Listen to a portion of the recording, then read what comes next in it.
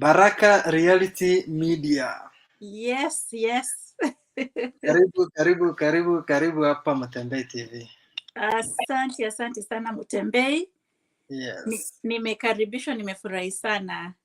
Yes, tumekuwa tukikutafuta kuhusiana na mambo hizi za jobs, US, UK, how to come to UK, how to get jobs there, Wakenya wanaweza saindikaje.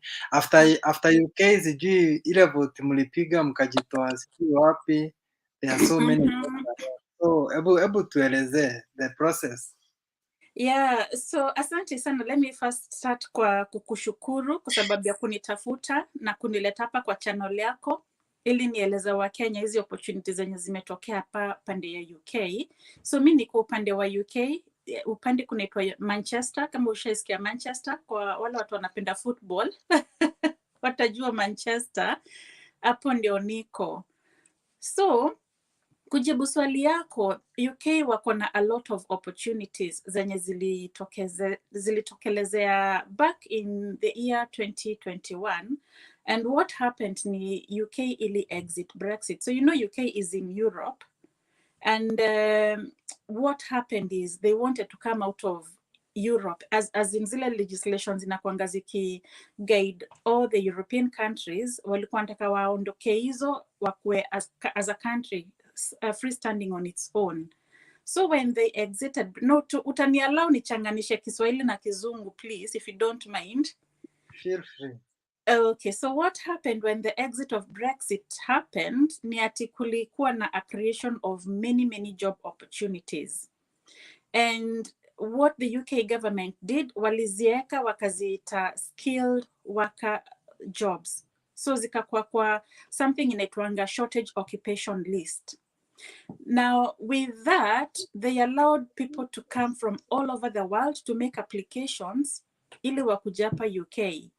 Before that, unajua sabile nilikuwa nikisema UK ilikuwa part of the European community, watu wa EU, that is European community, walikuwa wanakuja freely into the UK. Hawako wana need visa, walikuwa wanakuja tu wanatoka in their own EU countries, wanakuja wanafanya job hapa, wanatembea tu hivyo bure freely. But now when the exit happened, pia wakaambiwa they have to make applications like any other person kukuja hapa kufanya job na kuishi. And that is how the opportunities were created to the rest of the world. So then from there, what happened, waka create a list, a very long list that has so many occupations, waka iita shortage occupation list. Alafu hizo jobs zote zikakuwa ni skilled jobs.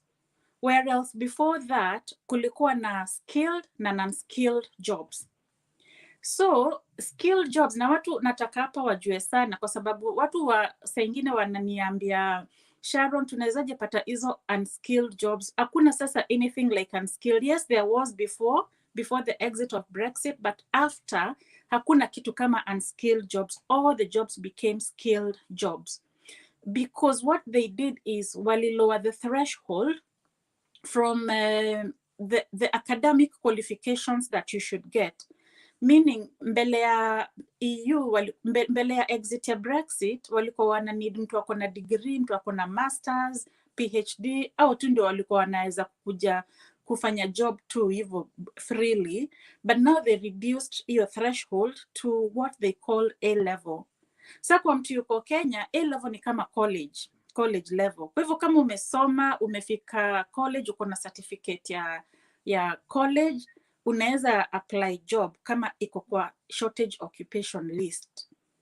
And sasa hapo ndipo pia kukakuwa na categories za wale watu wanaweza kuja kufanya kitu kama nursing. So obviously kama nursing you have to be qualified nurse. Huwezi tu kuja tu hivyo kama wewe si qualified. So you come here as a qualified nurse, uapply ukiwa nje ya out of your country, out of the UK, alafu ukuje ufanye job hapa. Now there's something also that hapo nisimame tu kidogo nikuelezee. Kuna Kenya, because Mutembei uko Kenya na I think tunaongelea watu wako Kenya at this time. There's a time your president Uhuru Kenyatta alikuja akasign a bilateral agreement with the Prime Minister here in the UK. That was back in June 2021. And then, unfortunately, what happened is World Health Organization, which is hiyo ndio inagovern all the health care workers and everything, wakasema watu wengi kutoka Kenya wamekuja, hatuta allow any more Kenyans to be recruited. So that was the time agencies were able to recruit from Kenya, waleta watu hapa UK. But since Kenya iliwekwa kwa amber list na World Health Organization, it meant agencies could not recruit now from Kenya. So that doesn't mean ati ukiwa Kenya hauwezi kuapply, kwa sababu hii ni kitu watu wamekuwa wakiniuliza sana in my channel. So those who follow me, sijui kama kuna watu wananijua ama wananifuata, but wanaweza kuja kwa channel yangu inaitwa Baraka Reality Media, na nimeelezea some of these things and the processes. Kwa hivyo kama uko hapo na unafikiria ati you can't come and apply for a job kwa sababu nini Kenya iko kwa amber list, that is a wrong conception. Unaweza apply. The only thing is you have to apply directly. So hautapata ati agency imekuja ku advertise jobs Kenya kwa sababu wamekatazwa. They've been banned from doing that. Na hautapata any employer akikuja ku advertise job Kenya. Lakini wewe mwenyewe as an individual, kama ni nursing ama ni care job, I'll come into that shortly. You can apply any job that it is within health, occupational therapists, social workers, doctors, all those jobs that are in the health care industry, they can apply, but wanaweza apply only as individuals. They can't come through the agency. So I hope nime clarify hapo. And then the other job yenye sasa tena imekuwa hot sana, and which has also become very, very easy, ni job ya care job. So what they did, initially, care worker haikuwa kwa the shortage occupation list. And then wakapata, as the exit ili happen, watu wengi walirudi into their own EU countries. Unajua EU, they are also doing very well, hawana shida. So waliona, sasa hii ni shida gani, wanatuambia tufanye application ya majob na visa na nini. So many people chose to go back to their own EU countries. Hapo kukakuwa na gap ya wale watu walikuwa wanafanya care jobs, kwa sababu majority watu wa EU, most of them walikuwa wanafanya hizo jobs. Sasa unaona kukakuwa na gap. And then that was the same time that COVID still happened. Sasa ikakuwa the vulnerable people, watu wazee wanakuwa na shida, hawana place ya kuenda, hawezi akaenda care home kwa sababu sasa hiyo COVID ilikuwa imehappen at that time na hakuna enough carers ya kuwaangalia. That is what now created this opportunity ya care jobs, na ikaekwa kwa shortage occupation list, na kwa sababu that is the highest category ya wale ile ina need watu kukuja kufanya kazi hapa, wakareduce mpaka threshold. So there are things that you must have ndio upate an employer mwenye atakusponsor. So the process is you find a sponsor.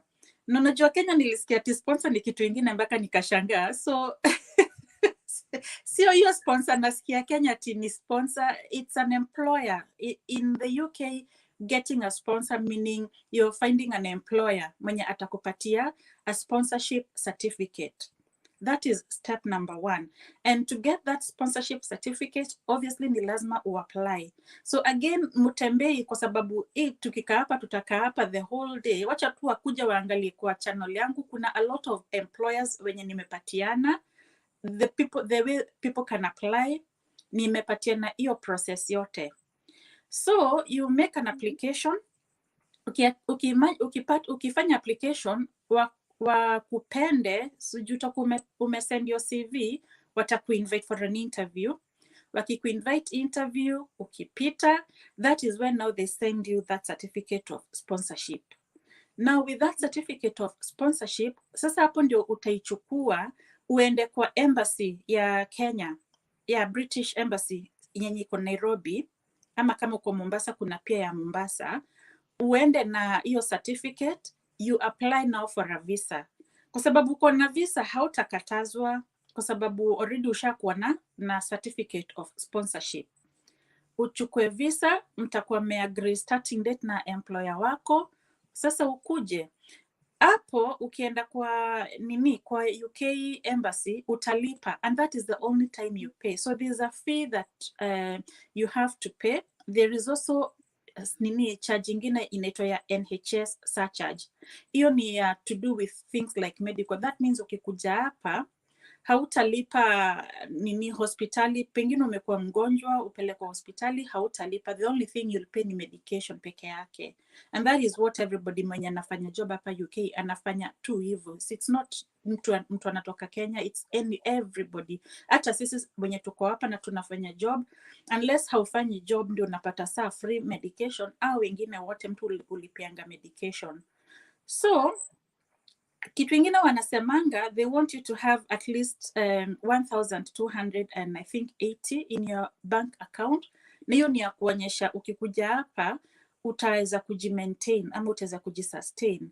Now there's something that the ones that are coming through the care worker route wamekuwa na advantage, because a lot of employers, sababu they are kind of desperate, wengine wanasema tutakulipia tutakulipia nyumba for the first 30 days ukitafuta nyumba yako. So unajua within those 30 days utakuwa na salary, utakuwa na mshahara yako, kwa hivyo utakuwa umesettle, utakuwa umejua ni nyumba zinatafutwa aje, na watakusaidia pia. They've said they are going to support you in that process. So, and that is only for care jobs. It's not in any other category. Like I said, Mutembei, jobs ni nyingi. Kuna jobs za engineers, kuna jobs za watu wale wanafanya IT. All those are in the shortage occupation list. I think there's over 4,000 jobs that are in the shortage occupation list. Hata siwezi nikakumbuka, if I sit here nijaribu kukumbuka all of them, I can't, kwa sababu ni nyingi sana sana. Baraka, ningetaka tuonge ya Wakenya. For example, Okay. caregivers. Caregivers anataka qualifications gani? Mimi Kenya hiyo ndio wangetaka. So caregivers, the lowest qualification tu ni hiyo A level. At least umeenda college, umepata certificate ya A level. Ni lazima upite kizungu. Kuna kitu inaitwa IELTS. You have to have a certificate of English kuonyesha you can read, understand and speak English fluently. But IELTS kwa watu wa caregivers imekuwa reduced to only a pass mark of 6. Hizi zingine I think ni 7 and 8, but only for the caregivers imekuwa reduced to a 6, and that's very good. Kama watu kama nurses au ni skill, kwa hivyo yao iko a bit higher, but ya care workers iko chini kidogo. Kama hapa Kenya mtu anafaa kufanya college na on what for caregivers. Okay, sapana, that's the other thing. Haijalishi ni course gani ulifanya, kwa sababu you see for the hata kama nimefanya accounting, hata kama nimefanya something else, I can just come there for the caregivers. You can, because you can use your transferable skill. Kusema, yes, umesoma mpaka A level, mimi nilifanya accounting, for example, let's just use accounting kwa sababu umepatia na example ya accounting. But within that time, nimekuwa na experience ya kuangalia watu. Mtu yuko Kenya Mutembei, lazima ukuwe umeangalia mtu. Sisi tunaangalianga mashosho huko, unaangalia watoto. All that is experience. Pengine umefanya voluntary job mahali, na tunafanyanga tu voluntary na haulipwi. All that is experience. So utawaambia tu ama they will ask for certificate to show that ulikuwa na so when you're making your application, send CV, those things you need to write them kwa CV yako.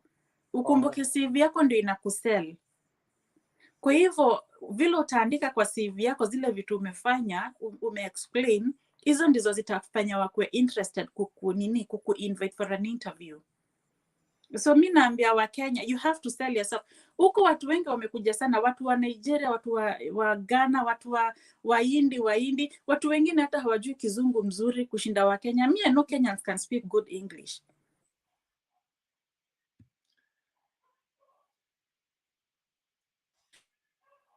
Hello? Oh, pole sana, nilikuwa nimepotea kidogo hapo. So unaona, so mtu akiwa Kenya hawezi kuja niambia ati hana experience ya care, and then the good thing ukikuja hapa watakutrain, wanasema watakutrain. Okay, tukiangalia kama huyu Felix anauliza how can I get a job in UK and requirements. Yeah, so the require level. so how to get a job in the UK. So again, akienda angalia kwa hiyo nini list, sijui ni kazi gani anatafuta, anaweza angalia kwa hiyo list aone kama kuna job inaweza fit ile kitu amefanya, kama ni care, kama ni nursing, kama ni engineering, kama ni IT. There are so many, vile nimesema, ziko nyingi sana sana sana. Justin anatafuta caregiver. Caregiver, sasa mwambie angalie ile list nilikuwa nimepatiana ya all the employers. Again, there are like over 100 employers just for caregivers peke yake. Hao wanakupeleka either in a care home ama unaangalia watu in their own residence, inaitwa live-in. So unaishi na huyo mtu, wanakubadi na mtu maybe either an elderly woman, unakaa kwa nyumba yake, unamwangalia and you're giving them the care needs. And I'm sure caregiving is the same, haina tofauti. Whatever you're doing in terms of caregiving ukiwa Kenya na ukiwa hapa ni the same. There's no difference. So hiyo caregiving lazima mtu kama hajaenda, the only time mtu haitishwi IELTS ni kama mtu amesoma na ameenda university, ako na degree ya university. Na najua kuna watu wengi sana walisoma wakaenda university, wameka degree zao huko tu, zinalala tu. So that time actually you don't even need to undertake another course. The only thing you need to do ni unaenda, there's another website inaitwa NARIC. Tena again, if people can go, they can find it in my YouTube channel. NARIC ilibadilishwa jina, hata sikumbuki hiyo jina ingine inaitwa ni gani, but anyway, if you just type NARIC inaleta the new now organization and you pay some money kuonyesha degree yako was taught in English. That's all you need to verify. Na hiyo certificate, it's because it is required now by the UK embassy when you're going to get a visa. The other thing is obviously ni lazima ukuwe na certificate ya kushow nini jobs za COVID. Ni lazima ukuwe na the both jobs za COVID kama unakuja kufanya hiyo job ya nini, kwa sababu unafanya job na vulnerable people, so they don't want you to come and you risk yourself. Unaweza kuja ati upate COVID na upasie mwenye client mwenye unafanya job na yeye, so you have to have a COVID job. So nime explain hizo vitu tatu. A level ukuwe na certificate of nini ya English, alafu ukuwe na hiyo COVID job, pata employer mwenye atakusponsor, akupatie certificate of sponsorship, alafu ende kwa embassy. Kwa embassy sasa tu ni kujaza application ya visa. Huyo anauliza kazi za welding. Acha nauliza nini? Welding haiko kwa shortage occupation list. Pengine plumbing, I don't know kama welding na plumbing ni kitu moja, but hiyo sijaiona kwa shortage occupation list. Lilian anauliza kama sijasoma naweza kuja nifanye any job, swali tu. Hapana, ni lazima ukuwe na certificate. You have to have a level. Level college, yeah, that is the minimum kisomo wanaitisha. But there's anasema the problem is to get a visa. No, the problem is not to get a visa. The problem is to get a sponsor. Once you get the sponsor, the visa is easy. Ukipata certificate of sponsorship, visa hawatakukataza nini visa, kwa sababu ushapatiwa nini certificate of sponsor na employer wako.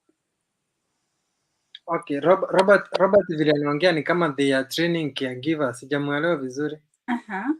Anauliza how can they get them there? Training of carers. They train caregivers in disability care. How can we get them there? Well, mtu amesomea nini disability caregiving already akona advantage. Sijui kama we had trained caregivers in disability. Okay, au wenye okay, nimemuelewa. Anasema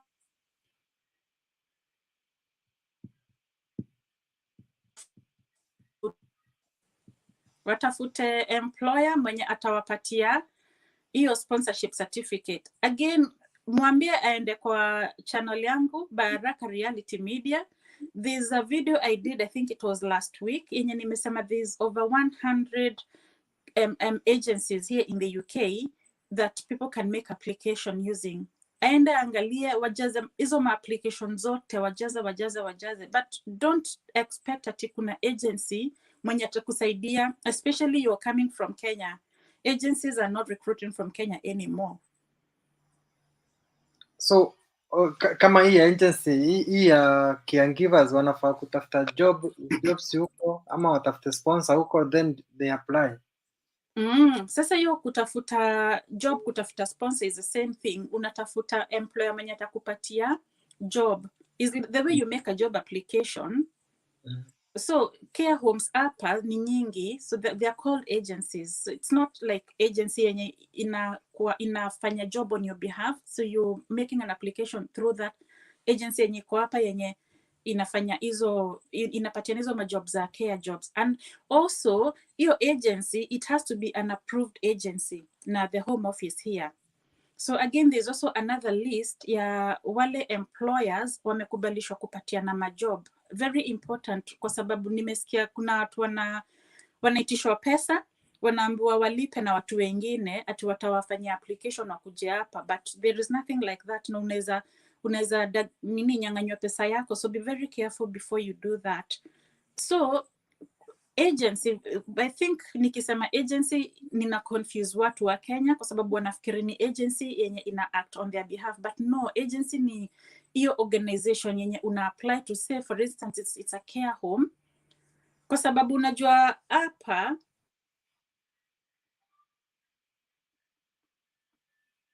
in a residential home or pengine in a care home, things like that. So those are the people that you need to target. My channel gives you all the employers that have been approved by the Home Office. So make sure when you're applying, you're looking at those employers that have been approved by the Home Office. Put an application, it's an online application. Utaenda kwa website yao, ujaze application like you would in Kenya. Alafu utume CV yako. Ukituma CV yako, they'll not respond to you kama wamekuwa interested. Kumbuka Mutembei, people are going against so many other people that are also making application. Kwa hivyo ukijaza moja ama mbili, utumiwe reject, usigive up. Kumbuka kuna watu wengine wengi sana, and this is the easiest visa ya kupata. Kwa hivyo watu wengi sana wanazijaza. And the other thing also people need to remember ni ati pia wale watu wako hapa UK. So this is not just for jobs that is watu wako nje. Those are jobs for people who are already here in the UK as well.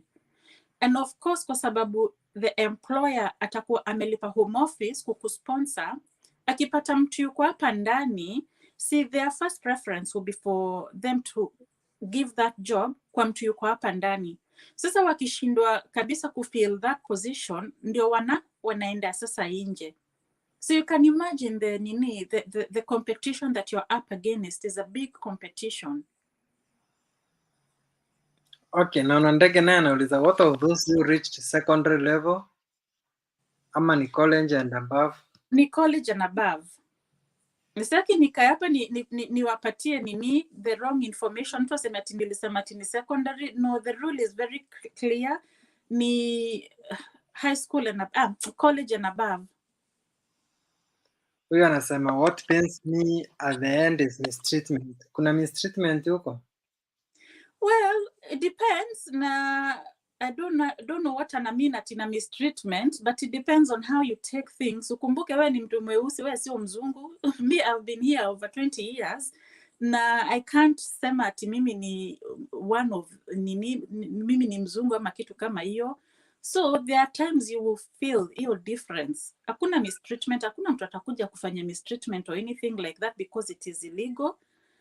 But kama ukikuja hapa na hiyo mentality ati unakuwa mistreated, you will feel it. So you just kuja, you know what you want, you come and do your job, unarudi kwako nyumbani. Na okay. Pengine nasema racism, so the degree of racism hapa UK maybe is higher compared to place kama US ama Canada. But again, mumu sema as long as wewe unajua vile unafanya, ukikuja hapa, do you have really to bother? And there's also opportunities of reporting. Kama you're feeling you're being mistreated, it is against the law and you can report it. Okay. Geoffrey Odhiambo anauliza, give us your channel status, those links. The channel is Baraka Reality Media. Unaona hiyo inarun hapo chini. Ukiandika hilo jina inarun hapo chini utapata hiyo channel. She's doing very educative videos there. Ndio nilifuata nikaona it's good I share with you guys. So kama uko pale umemaliza shule, wengine wamemaliza universities, wengine wamemaliza colleges na hamna job, acheni kukaa nyumbani. Just try these things. You never know, kesho utajipata umeenda hapo. Hiyo nasema please, which procedure and which are the qualifications? Yeah, again the procedure ni kama vile nilikuwa nimeelezea mbeleni. Kwa hivyo pia yeye mtume kwa channel yangu ataona all the procedure. There's a video I did. I have detailed step by step what you need to do, how you can find those employers, how you can fill those applications, because the website for the agencies are there. I have given all that information. Pengine vile utafanya Mutembei tukimaliza, you pin my website, my YouTube channel kwa comment section, and then it's going to be easy watu waipate. Yes, I will do that. Then kuna what of security personnel 500, which are the qualifications? So again, security personnel, unless it is IT jobs, kama ni kuja kufanya tu job ya security, again, those are not in the shortage occupation list. But if you're coming to do it as nini, kama ni IT, ama ni data processing, vitu kama hizo ziko. So sijui all the jobs, like I said, there are over 4,000 jobs, and I can't really explain nini per job, what are the requirements, things like that. The other thing is, Mtebei ninaweza patia watu tip ya kutafuta hizo jobs. Go to kitu inaitwa indeed.com ama LinkedIn, uangalie, sema huyo mtu anatafuta job ya like personnel, whatever, security personnel, aangalie atapio jina security personnel, alafu in the end aeke visa sponsored. Ataona kama hiyo ni job anaweza pata sponsor, but I highly doubt. Okay. So Waithaka anasema sisi tunataka ya kuwasha shosho. Course ni gani? Hiyo ni ya care. Hiyo can fall under the care jobs. Na care jobs ndio nilikuwa nikielezea mbeleni. Those ones are so many. So it's again just finding the right employer, have your CV, utengeneze CV yako vizuri ndio ikuuze. Let your CV sell you. Huyo anauliza the place to apply ni wapi ama link? Ndio hizo sasa Grace Wangui, fuata Baraka Reality Media. Just enda uconcentrate kwa hiyo YouTube channel yake. You can't go through 2, 3, 4 videos kama hujapata a rough estimate, even the procedures, what the links ziko hapo. I normally tell you guys, acheni kuconcentrate sana kwa hii siasa yetu tunafanya hapa. Sometimes it's good to think out in the box, vile unaweza fanya upate jobs majuu, ukunaleta pesa huko Kenya tunakula. Juu sasa kazi yetu hapa kukula pesa. Usikuwe wewe ni mtu wa kukula pesa kama hakuna kazi unafanya. Otherwise, Baraka Reality Media akona very, very, very informative channel about UK. Na kuna so many jobs there. I will just advise you mwende hapo mzisome. Huyo anauliza what are the qualifications for drivers? Okay, drivers, again, that was under a different category. So drivers was not under the shortage occupation list. There's a time early this year, kulikuwa na crisis ya fuel hapa. And it was like a crisis yenye ili need watu wakuje HGV drivers wakuje from outside. So hiyo visa category ilikuwa a temporary worker visa category. Hiyo ndio walikuwa wanaleta madrivers nayo, and you could come here and work up to a period of 12 months. Na sasa hiyo imenikumbusha kitu ingine. Okay, so I don't know, again, mtu anaweza enda angalia kama hizo jobs za drivers ziko under the temporary worker visa. The only difference is hizo temporary worker visa, they don't lead into permanent residency. Na hapo ndipo nimekumbuka sasa kitu ingine. So if you get hizo jobs za shortage zenye ziko kwa shortage occupation list, So for example, care, let's just go with care, kwa sababu hiyo ndio najua is the quickest visa to get. You get a 3-year visa. Ukipata hiyo 3-year visa, you can extend, it is extendable after the 3 years. We extend, ukae tena another 2 years, umaliza 5 years. Sasa unaweza pata permanent residency hapa. So you're not just now coming at it to work, you can now make an application uko sasa permanent residency, and that comes with a lot of advantages as well. But this is a temporary where they don't lead into permanent residence. The other advantage, if you have a spouse na watoto, you'll be allowed to come with them. Kwa hivyo kama umeolewa ama kama hujaolewa na uko na mtoto, you can bring your dependents and hiyo visa ya nini, the skilled worker visa, you can bring your family and they can settle.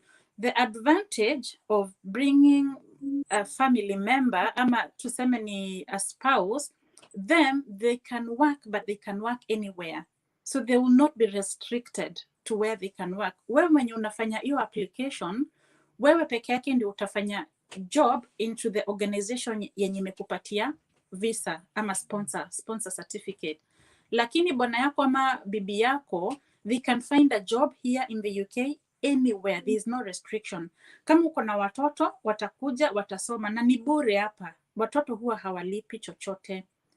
Nini, hospitali pia kwa watoto ni bure, na unaona all the benefits zenye watoto wanapata, watoto wako watapata. So you see, it comes with a lot of advantages. So another thing, somebody mwenye alikuwa ameniuliza hapa kama mnaweza immigrate pamoja. So italingana na mfuko yako na pia italingana kama kuna mtu unajua hapa. So me what I advise people, kama haujui mtu, UK is very tight, hakuna nyumba kubwa hapa. So siwezi expect ati hata kama uko na mtu mtakuja mwishi na huyo mtu for a long time, especially if you're coming with your whole family. So me what I'm telling people is, kama you're a family, mtu mmoja amepata, wacha huyo mwenye amepata job akuje mwanzo, atangulie, akuje asettle, atafute nyumba, alafu hao wengine mtakuwa mshapata visa, sasa watakuja baadaye. That is my advice. But obviously if you're able to kuja pamoja nyinyi wote, like I said, your spouse atakuwa amekubalishwa kufanya job anywhere, na akikuja kufanya job sasa ni nyinyi sasa mjipange. Okay, kuna mwingine anauliza na nduthi kama messengers. Sijaona nduthi hapa. Okay, huyu mwingine anasema I applied for carer but they have not yet responded. Okay, keep applying, don't depend on that one application you made. Apply to many. You don't have to limit yourself to one application. Apply to as many as possible. Yenye itakuja mbele, that's okay. Can I also tell you something else, Mutembei? Visa ingine najua, maybe this one is not going to appeal to Kenyans, but it is also visa yenye imetolewa tu majuzi juzi, ni ya voluntary workers.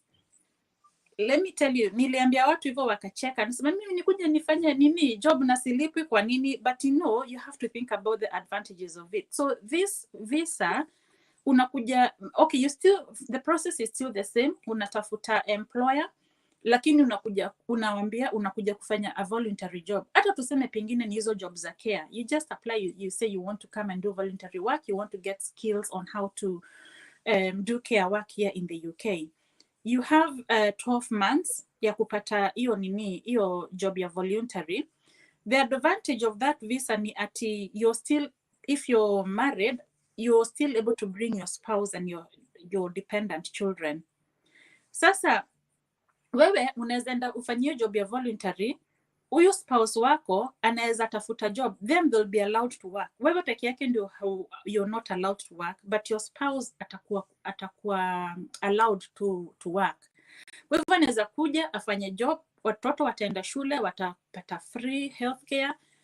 Yeah, and then after 12 months, na 12 months ni nyingi sana, in fact 6 months is enough, umepata experience. Now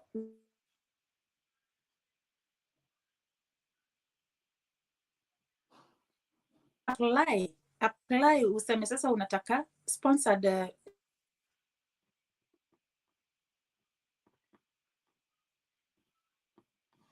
Una hang?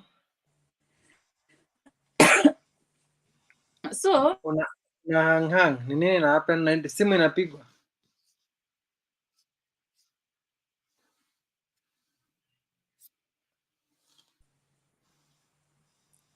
I think network inapotea kidogo Mutembei. Oh, because unafika mahali una hang. So but you can continue.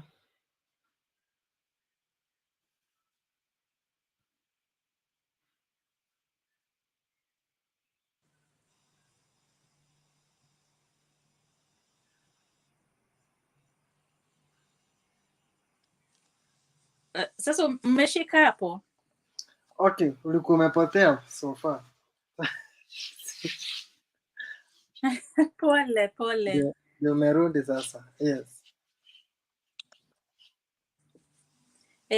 Sasa ndio nilikuwa nikielezea about hiyo nini, hiyo job nilikuwa nikielezea about Voluntary. hiyo ya kuvolunteer. Unaweza ona ni kama haina advantages, but for me if you look at the bigger picture it has a lot of advantages. And then hiyo you don't need English, you don't need ati kusoma hizo IELTS. All you need ni kupata sponsor mwenye atakukubalisha ukuje ufanye hiyo job as a voluntary worker. Wewe mwenyewe sasa ujipange na watu wako vile mtakuja.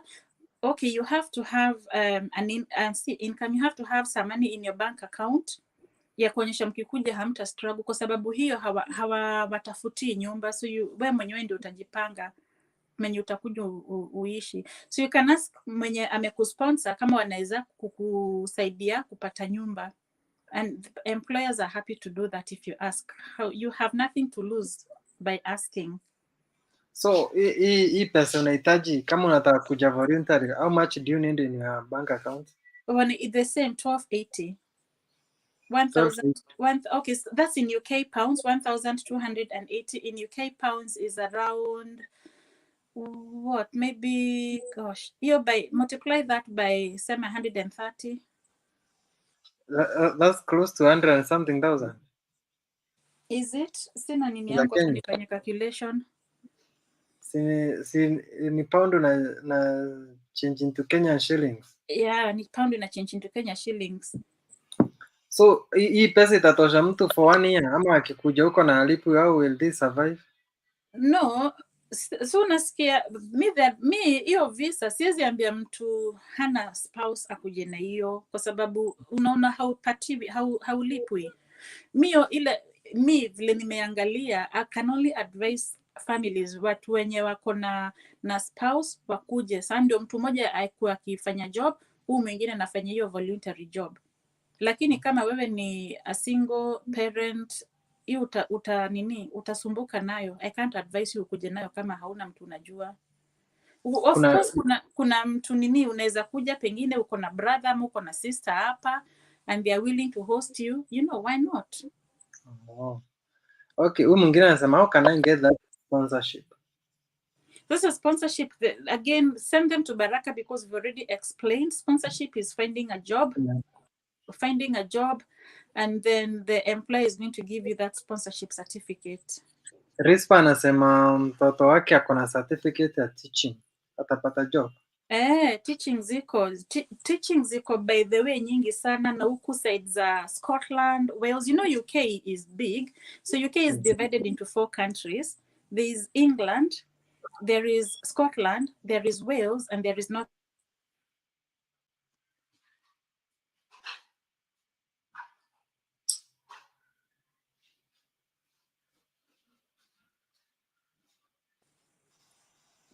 Msiangalie tu ati imeleta shida, sijui kwa nini inafanya hivyo. Nashangaa huko Kenya tunawashinda na internet. I know. Sijui kwa nini inafanya hivyo. Haifanyangi hivyo sana sana. Nilikuwa nikisema nini?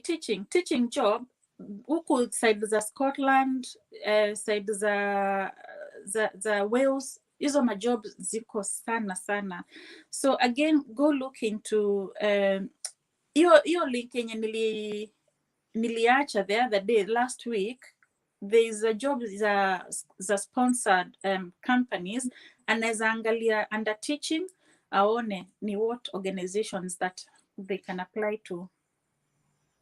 Okay, mwingine anauliza why don't you answer the drivers question? Umesemaje mambo ya drivers? Nilianza mambo ya drivers na nikasema hiyo zilikuwa under a different category.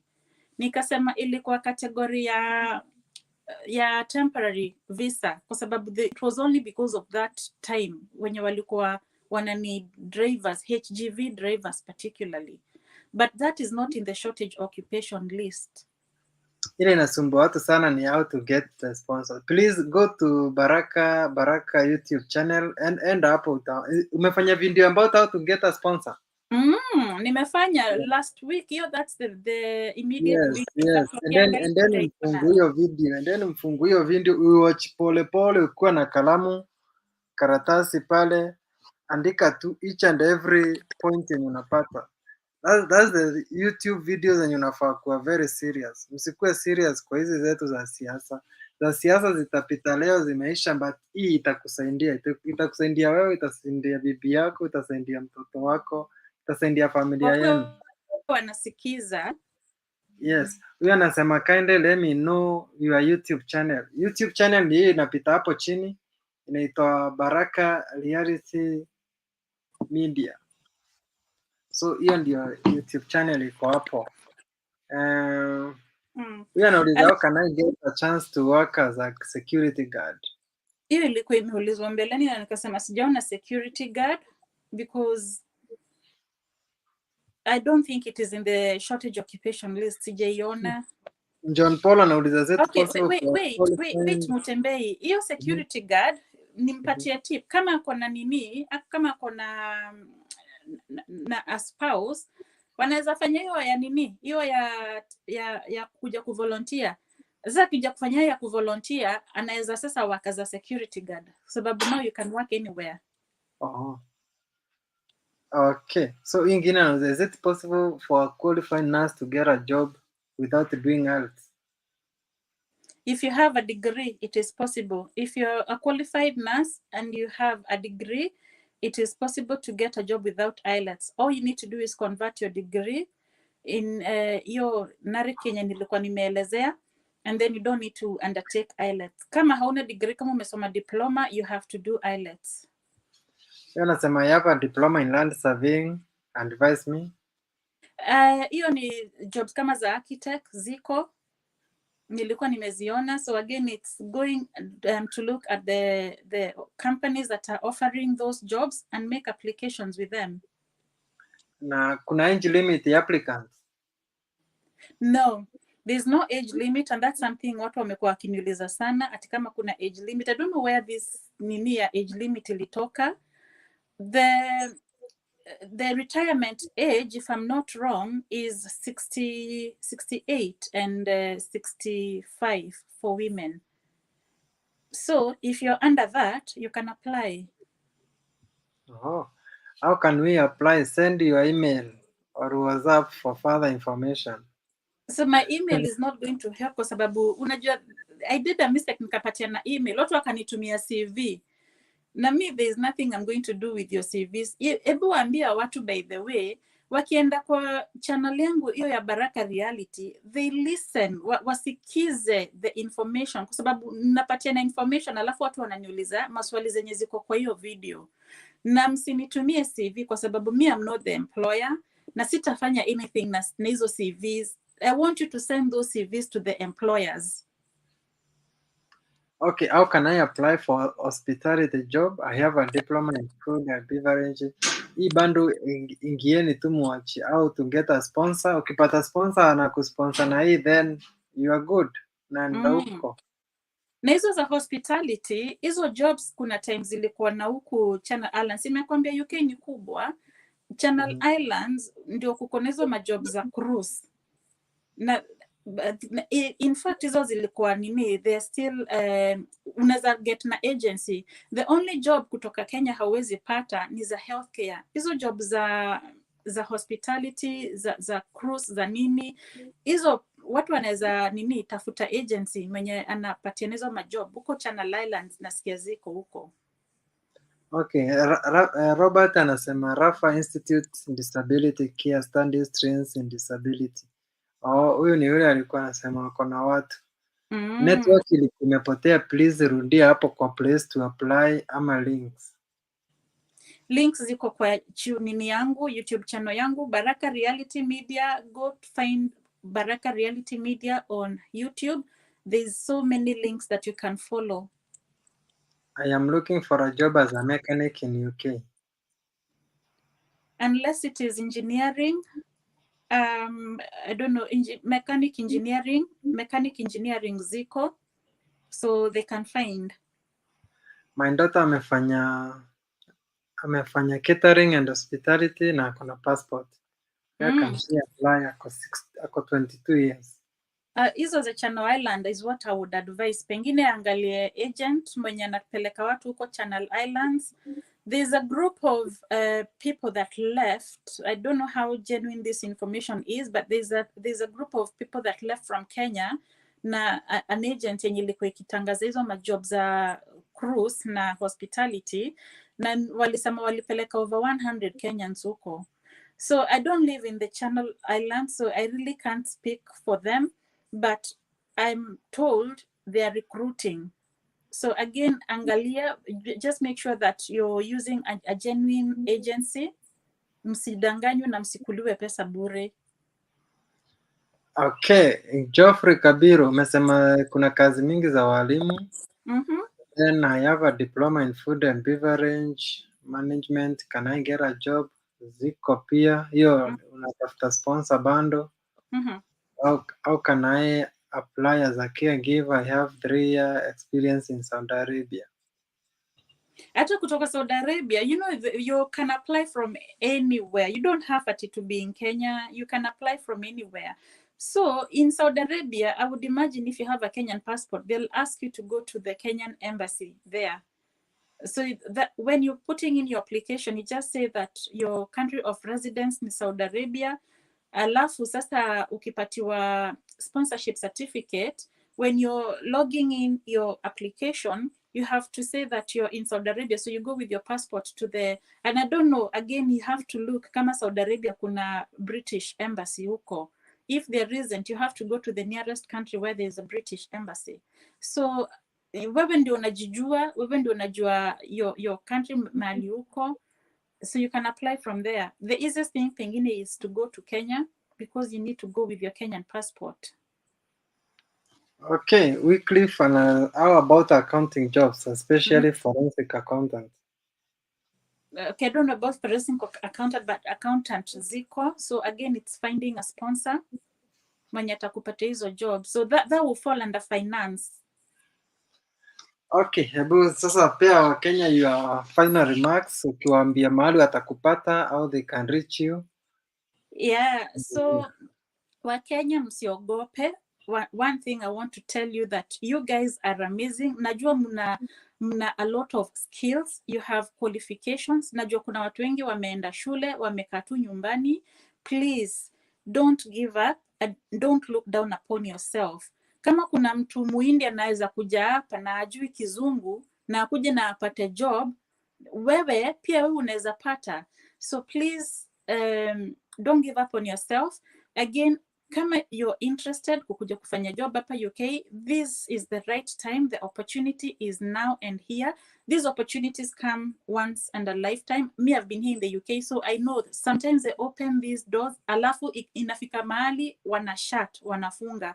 So whilst these opportunities are there, please make as many applications as you can.